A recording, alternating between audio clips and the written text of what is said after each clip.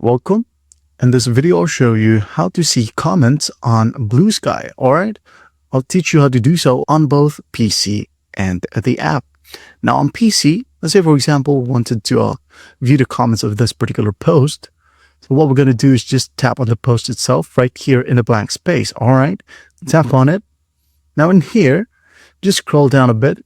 As you can see here, you'll be able to see comments.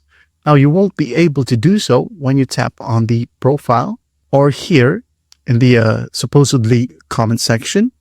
But here, this function is that you can just write your comment right here.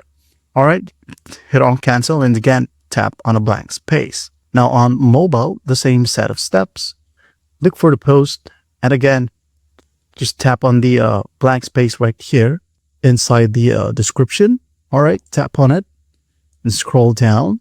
As you can see, we can now see all the comments right here from this particular post. All right, and that's basically how you do it. Well, I hope this video helps and I'll see you in the next one.